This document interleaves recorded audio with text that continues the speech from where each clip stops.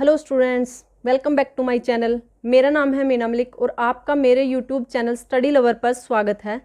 जैसा कि अब तक हम डिस्कस कर चुके हैं हमारे 12th क्लास के एटम एंड न्यूक्लियाई जो हम चैप्टर डिस्कस कर रहे थे, उसके अंदर हमने डिस्कस किया था रदरफोर्ड एक्सपेरिमेंट। फिर उसके बाद हमने डिस्कस किया कि रदरफोर्ड ने एक्सपेरिमेंट की हेल्प से क्या क्या ऑब्जर्व किया एटम के अंदर।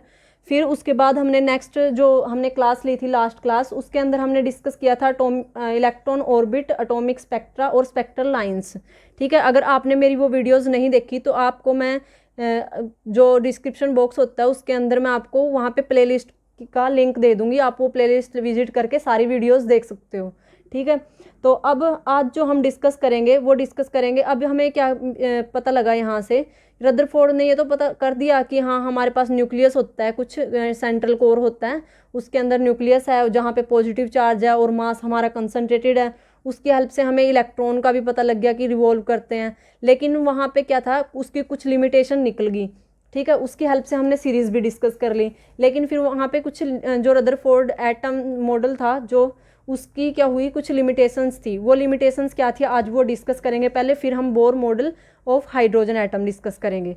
ठीक है, तो चलिए, अगर अभी तक आपने मेरे चैनल को सब्सक्राइब नहीं किया तो पहले मेरे चैनल को सब्सक्राइब करें और बेल आइकन पर भी क्लिक करना बिल्कुल मत भूलें, जिससे आपको मेरी वीडियोज़ की हर नई नोटिफिकेशन मिलती रहेगी। और अगर आपको मेरी वीडियोज़ अच्छी लगे तो प्लीज़ मेरी वीडियो को लाइक शेयर ज़रूर करें और कमेंट बॉक्स में कमेंट भी ज़रूर करें। और आप मेरी वीडियोज़ को पूरा देखिए। ठीक है, पूरा देखने के बाद ही डिसीजन कीजिएगा कि मेरी वीडियो आपको अच्छी लगी या नहीं लगी।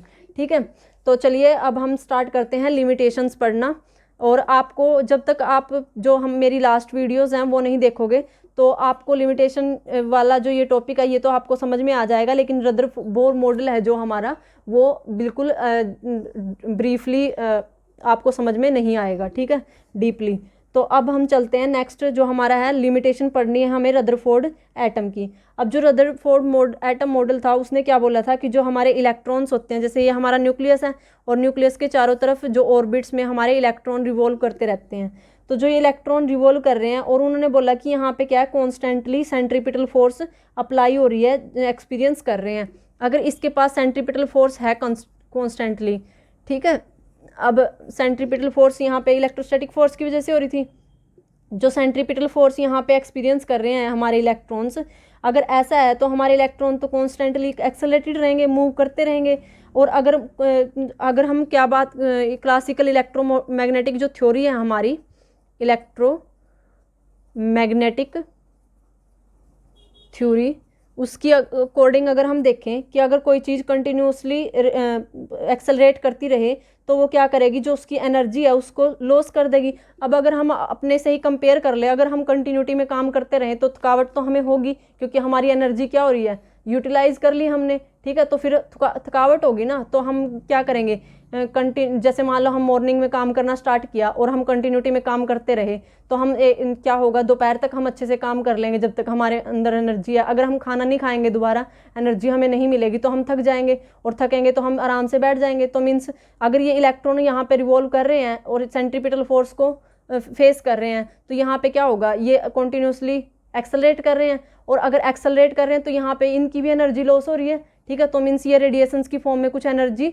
लॉस कर रहे हैं, तो यहाँ पे एनर्जी लॉस होगी तो एक टाइम ऐसा आएगा कि ये रिवॉल्व करते करते करते करते हमारे क्या होंगे, न्यूक्लियस में जाके मिक्स हो जाएंगे। लेकिन जो यहाँ पे क्या होगा, जो इलेक्ट्रॉन है वो अगर कंटिन्यूसली एनर्जी लॉस कर रहे हैं तो वो किसके अंदर, न्यूक्लियस में फॉल होने चाहिए। लेकिन जो हमारे रदरफोर्ड जी थे, ठीक है, उन्होंने तो इस मॉडल में ऐसा कुछ नहीं बताया कि अगर कंटिन्यूसली कोई चीज़ अपनी एनर्जी को लॉस करती है तो वो क्या कर देती है, फॉल कर देगी न्यूक्लियस के अंदर, तो इसके बारे में उसने कुछ नहीं बताया। ठीक है, फर्स्ट तो जो हमारी लिमिटेशन थी वो ये थी।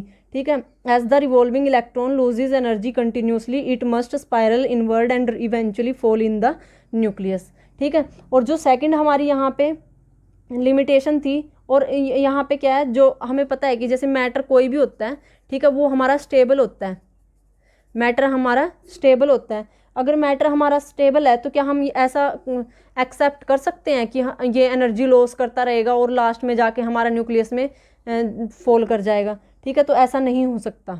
ठीक है। हम क्लासिकल इलेक्ट्रोमैग्नेटिक थ्योरी के अकॉर्डिंग देखें तो ऐसा हो सकता है, लेकिन रियलिटी में ऐसा है नहीं, तो रदरफोर्ड जी ने इसके बारे में कुछ नहीं बताया हमें। फिर उसके बाद जो हमारी सेकंड यहाँ पे लिमिटेशन यहाँ पे आती है वो ये है कि क्लासिकल इलेक्ट्रोमैग्नेटिक थ्योरी के अकॉर्डिंग जो हमारी फ्रीक्वेंसी होगी इलेक्ट्रोमैग्नेटिक वेव्स की, जो यहाँ से एमिट हो रही है इलेक्ट्रॉन के द्वारा, उसकी फ्रीक्वेंसी मान लो म्यू है, ठीक है। तो उसकी फ्रीक्वेंसी हमारे इक्वल होनी चाहिए, जो इलेक्ट्रॉन रिवॉल्व कर रहा है ना, उसकी जो एनर्जी है, उसकी एनर्जी उस टाइम पे जो फ्रीक्वेंसी है, एनर्जी भी तो हम फ्रीक्वेंसी की फॉर्म में लिख सकते हैं ना, E is equal to n h mu की फॉर्म में, ठीक है। तो जो इसकी फ्रीक्वेंसी है वो इसके इक्वल होनी चाहिए, ठीक है। तो अगर ऐसा है तो इससे भी हमारा यही रिजल्ट निकल के आ रहा था कि अगर ये इसके इक्वल है तो जैसे ही रिवॉल्व करता रहेगा इलेक्ट्रॉन और अपनी एनर्जी लॉस करता रहेगा, तो वो spiral inward means spiral form में, जैसे हमारा क्या होता है, स्प्रिंग नहीं होता है, जैसे ये ऐसे ऐसे जा रहा है फिर ऐसे जा रहा है, ठीक है, मीन्स अंदर जाता जाएगा ऐसे तो, और जाके एक टाइम पे ऐसा आएगा कि वो हमारे न्यूक्लियस के अंदर बिल्कुल परमानेंटली एंटर कर जाएगा, ठीक है। लेकिन ये चीज़ हमारी पॉसिबल नहीं है। तो यहाँ पे क्या होगा, तो अगर एमिटेड कॉन्टिन्यूसली एमिट करेगा अगर वेव्स, तो ऐसा पॉसिबल हो नहीं सकता। तो हम यहाँ पे हमने ऑब्जर्व क्या किया, यहाँ पे जब हमने स्पेक्ट्रा पढ़ा तो हमें क्या मिल रही थी, लाइंस की फॉर्म में स्पेक्ट्रा मिल रहा था ना, हमने लाइन स्पेक्ट्रा पढ़ा, line emission spectra, line absorption spectra, हमने पूरा का पूरा कंटिन्यूस स्पेक्ट्रा तो नहीं पढ़ा, ठीक है। तो इसका मतलब यहाँ पे ये भी बात यहाँ पे गलत हो गई। अगर कोई चीज़ कंटिन्यूसली रेडिएशन एमिट कर रही है और वहाँ से जो हमें स्पेक्ट्रा ऑब्जर्व मिल रहा है वो हमें लाइन स्पेक्ट्रा मिल रहा है, तो ये तो गलत बात है, या तो कंटिन्यूस स्पेक्ट्रा मिलना चाहिए, ठीक है। तो इसका मतलब ये भी हमारी क्या थी, यहाँ पे सेकंड लिमिटेशन थी। तो हमारी फर्स्ट लिमिटेशन क्या थी रदरफोर्ड की, वो ये थी कि जैसे हमारा जो इलेक्ट्रॉन है वो सेंट्रीपिटल फोर्स फेस करता है, और जैसे वो सेंट्रीपिटल फोर्स की वजह से एक्सेलरेट करता है, मूव करता है, मूव करेगा तो अपनी एनर्जी लॉस करेगा, एनर्जी लॉस करेगा तो कुछ एनर्जी एमिट करेगा रेडिएशंस की फॉर्म में, रेडिएशंस की फॉर्म में अगर वो एनर्जी एमिट कर रहा है तो फिर एक टाइम ऐसा आएगा उसकी एनर्जी डिक्रीज होती रहेगी, तो वो स्पाइरल फॉर्म में मूव करेगा और एक टाइम के बाद वो जाके पूरी तरह हमारे न्यूक्लियस में फॉल हो जाएगा।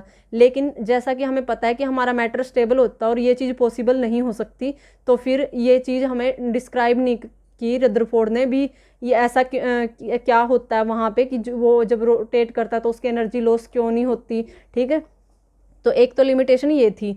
दूसरी जो लिमिटेशन थी वो ये थी कि जैसे अगर हमारी यहाँ पे जो एमिट होगी हमारी रेडिएशंस, वो उसकी फ्रीक्वेंसी हमारी इक्वल होनी चाहिए इलेक्ट्रॉन की फ्रीक्वेंसी के, तो अगर वो दोनों इक्वल होंगे तो यहाँ पे क्या होगा, वो आके इसके अंदर मतलब कंटिन्यूसली क्या कर रहा है, एमिट कर रहा है, फोर्स कंटिन्यूसली फेस कर रहा है, फोर्स कंटिन्यूसली फेस कर रहा है, तो एक्सेलरेशन भी कंटिन्यूस हो रही है, एक्सेलरेशन हो रही है तो मूव कर रहा है, तो यहाँ पे कुछ ना कुछ एनर्जी भी टाइम टू टाइम लगातार लॉस कर रहा है। अगर लगातार एनर्जी लॉस कर रहा है तो इसका मतलब हमें स्पेक्ट्रा कैसा मिलना चाहिए, कंटिन्यूस स्पेक्ट्रा मिलना चाहिए, लेकिन हमें तो लाइन स्पेक्ट्रा मिल रहा है, तो मीन्स थोड़ी देर तो हमें कुछ मिलता नहीं, एक बार फिर मिल गया, फिर थोड़ी देर कुछ नहीं मिलेगा, यहाँ पे ऑब्जर्व नहीं होगा, फिर हमें मिल जाता है, ठीक है। तो मीन्स हमें क्या मिल रहा है, लाइन स्पेक्ट्रा मिल रहा है, लाइन एमिशन बोल लो या फिर लाइन एब्जॉर्प्शन बोल लो। तो ये भी उसकी सेकेंड लिमिटेशन थी जिसके बारे में हमें रदरफोर्ड जी ने कुछ भी एक्सप्लेन नहीं किया।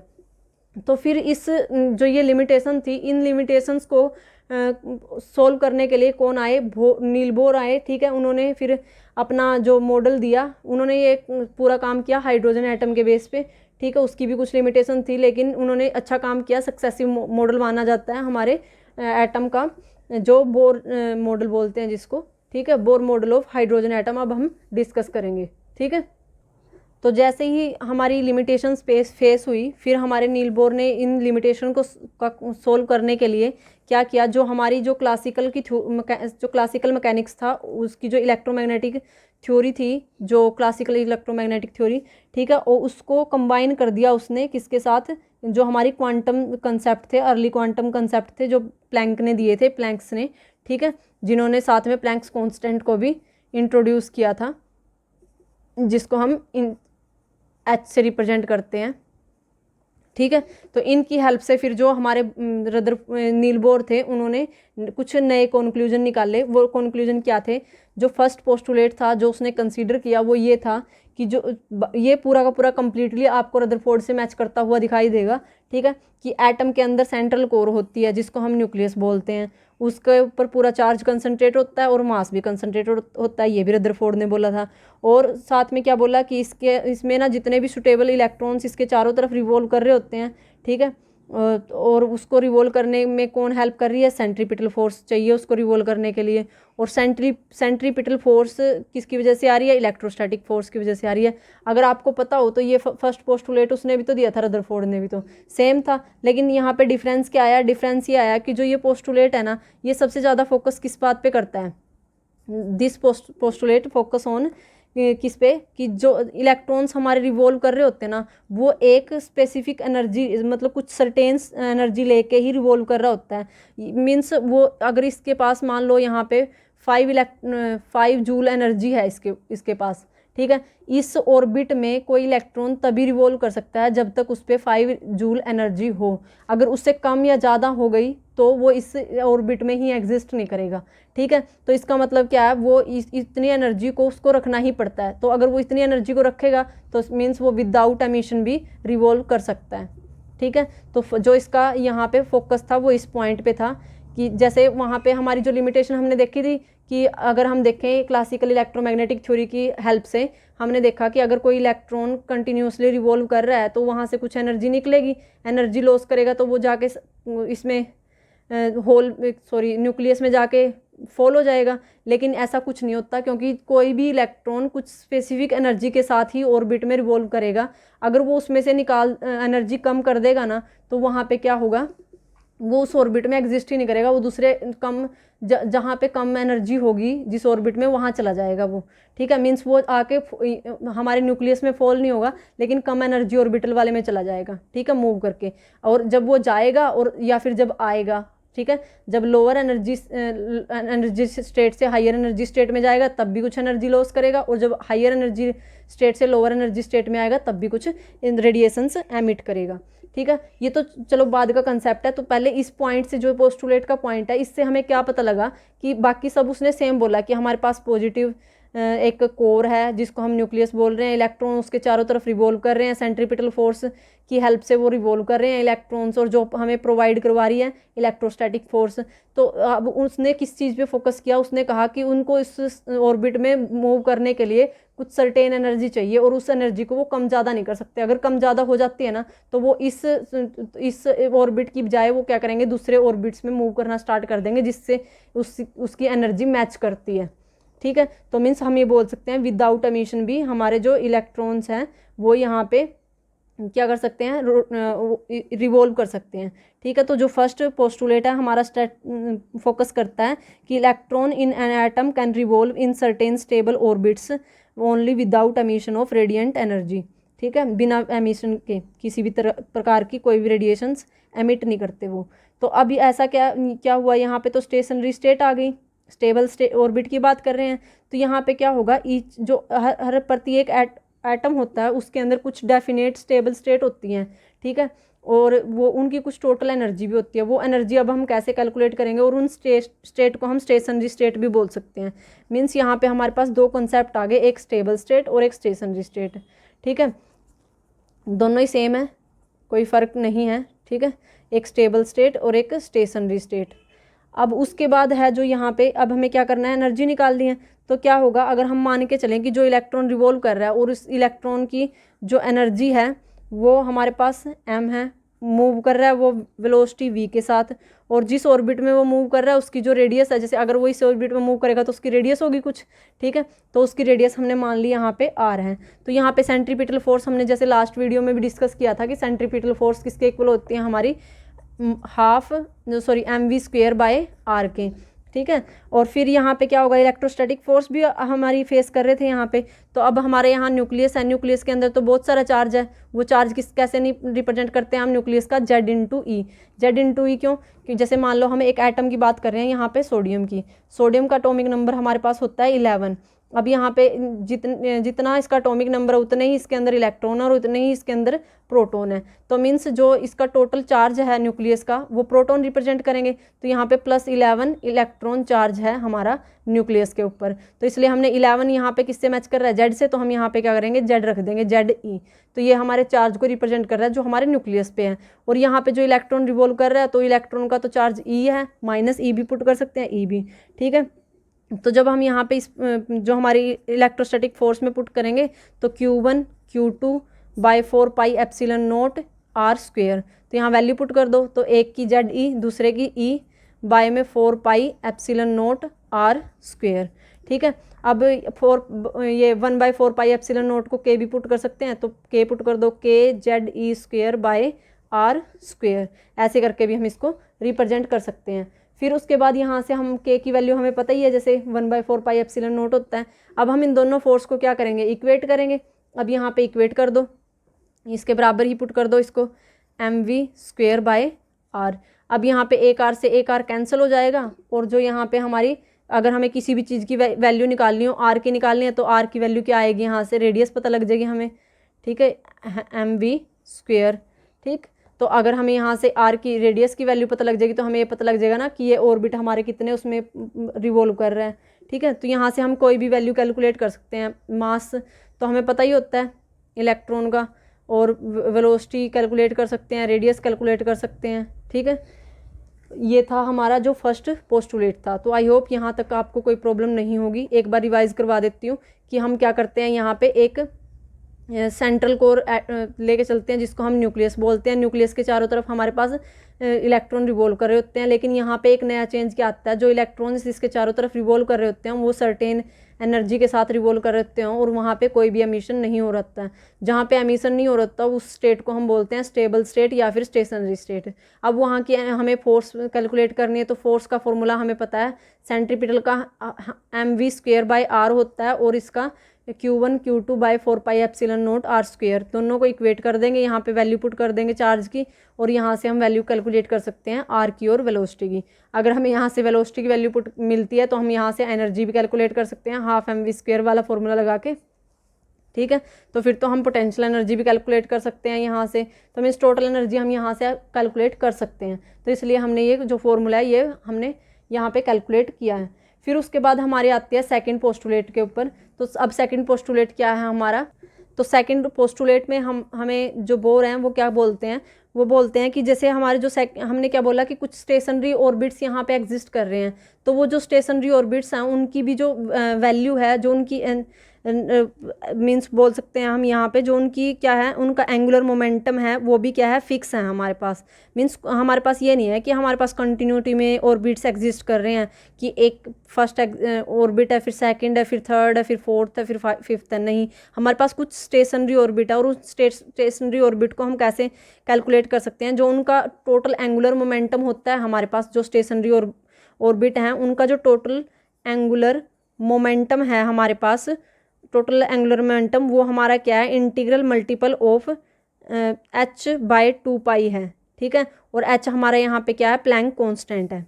ठीक है, तो अब यहाँ पे जो सेकंड पोस्टुलेट के अकॉर्डिंग यहाँ पे ये इसमें क्या किया इन्होंने यहाँ पे तो ये बोल दिया कि इसके पास क्या है, ये कुछ ऑर्बिट्स ऐसे हैं जिनकी जो एनर्जी है वो क्या है, फिक्स है।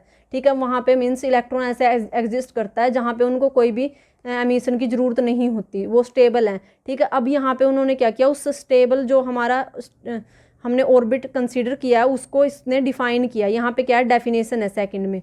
ठीक है, तो सेकंड में अगर कोई पूछे, सेकंड पोस्टुलेट हमें क्या बताता है कि डेफिनेशन देता है स्टेबल ऑर्बिट की।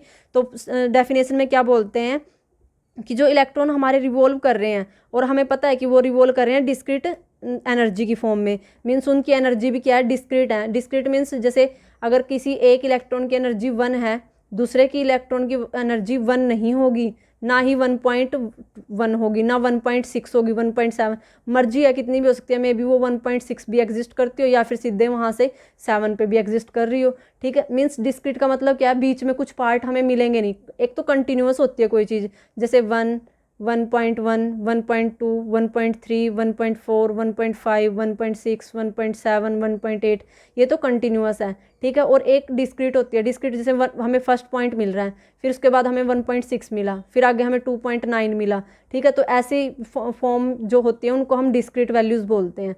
ठीक है, तो यहाँ पे क्या बोल रहे हैं कि जो हमारे इलेक्ट्रॉन रिवॉल्व कर रहे हैं हमारे, वो क्या है, सर्टेन डिस्क्रीट ऑर्बिट्स में ही करेंगे। मीन्स उन जो ऑर्बिट है ना वो भी डिस्क्रीट होंगे, कहीं पे भी हो सकते हैं। कंटिन्यूटी नहीं है कि फर्स्ट ऑर्बिट में है तो अगला सेकंड ऑर्बिट में ही होएगा, नहीं, वो सिर्फ स्टेशनरी ऑर्बिट हमारे कैसे एग्जिस्ट कर रहे हैं, वो हमारे डिस्क्रीट फॉर्म में एग्जिस्ट कर रहे हैं। जैसे अगर मैं आपको यहाँ से रिप्रेजेंट करूँ, तो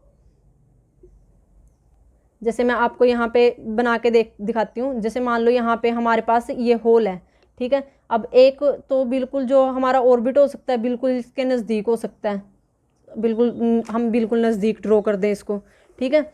और जो हमारा सेकंड है वो क्या हो, इससे थोड़ा सा दूर हो, ठीक है, मामूली सा।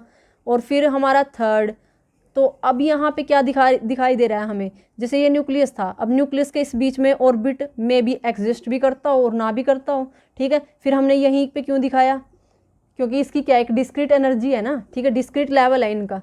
और ऐसे ही फिर हमने इसके बीच के गैप बीच में भी कुछ नहीं दिखाया, यहाँ पे भी स्पेस छोड़ दिया।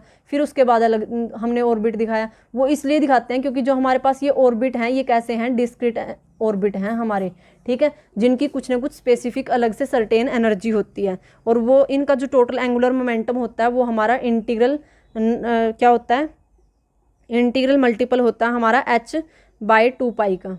एन इंटीग्रल मल्टीपल का मतलब n से मल्टीप्लाई करवा देते हैं। और जो यहाँ n है हमारा वो क्वांटम नंबर, प्रिंसिपल जो क्वांटम नंबर होता है उसको रिप्रेजेंट करता है, ठीक है। प्रिंसिपल क्वांटम नंबर हम यहाँ ये कहाँ पढ़ते हैं, क्वांटम मैकेनिक्स में पढ़ते हैं। और इन्होंने देखो यहाँ पे क्या किया, बोर ने हमारे क्वांटम मैकेनिक्स को भी साथ में मिक्स कर दिया, और साथ में जो वो हमारी इलेक्ट्रोमैग्नेटिक थ्योरी के अकॉर्डिंग जैसे वो फोर्स थी हमारी, जो सेंट्रीपिटल फोर्स थी वो इक्वल आ रही थी हमारे इलेक्ट्रोस्टैटिक फोर्स के, वो भी दोनों साथ इन्वॉल्व कर लिए, ठीक है। मीन्स दोनों को कंबाइन करके एक्सप्लेन कर दिया इन्होंने, ठीक है। अब उसके बाद है हमारे पास, तो इन्होंने क्या बोला, जैसे अब उसकी जो लिमिटेशन थी कि एनर्जी वो रिवॉल्व कर रहे हैं हमारे इलेक्ट्रॉन और time to time energy loss करते रहेंगे, तो इन्होंने यहाँ से एक कंक्लूजन निकाला दोनों को कंबाइन करने के बाद कि हमारे इलेक्ट्रॉन ऐसे ऑर्बिट में एग्जिस्ट कर रहे हैं जहाँ से उनको एनर्जी लॉस करने की कोई ज़रूरत है ही नहीं है, वो ऐसे ही रिवॉल्व कर सकते हैं बिना एनर्जी लॉस किए, ठीक है। तो ये था हमारा सेकंड पोस्टुलेट। तो फर्स्ट पोस्टुलेट में हमने डिस्कस किया कि हमारे पास कुछ ऐसे ऑर्बिट होते हैं जिनको हम स्टेशनरी ऑर्बिट बोलते हैं, जहाँ पे हमारे जो इलेक्ट्रॉन हैं वो विदाउट एमिशन भी रिवॉल्व कर सकते हैं। अब हमें यहाँ पे हमने यहाँ पे डिफाइन किया कि हमारे स्टेशनरी ऑर्बिट कौन से होते हैं, जिनके पास जो टोटल एंगुलर मोमेंटम होता है वो हमारा इंटीग्रल मल्टीपल होता है h/2π का, और यहाँ पे n हमारा प्रिंसिपल क्वांटम नंबर है। और जो ये हमारे स्टेशनरी ऑर्बिट हैं ये कैसे ऑर्बिट हैं, इनका जो लेवल है वो डिस्क्रीट है, मीन्स इनकी जो एनर्जी है वो डिस्क्रीट एनर्जी है, ठीक है। फिर उसके बाद जो हमारे पास यहाँ पे जो एंगुलर मोमेंटम है उसको और किस फार्मूले से रिप्रेजेंट कर सकते हैं हम, mv/r से।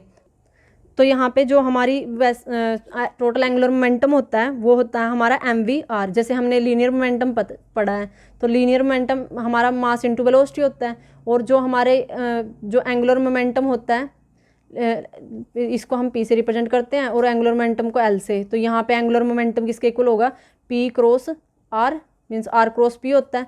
तो यहाँ पे हम p की वैल्यू पुट करेंगे तो mv, जब इसको मल्टीप्लाई करवाएंगे तो यहाँ पे mv/r हम लिख सकते हैं।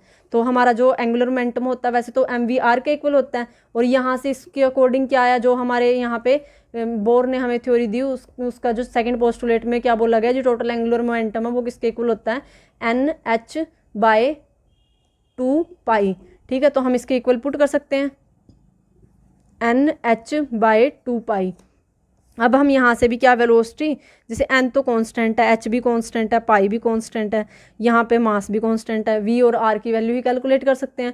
तो यहाँ से भी हम v और r किसी की भी वैल्यू कैलकुलेट कर सकते हैं, ठीक है। 2πmv यहाँ से वैल्यू कैलकुलेट करेंगे और हमें जो टोटल एनर्जी है वो भी कैलकुलेट कर सकते हैं।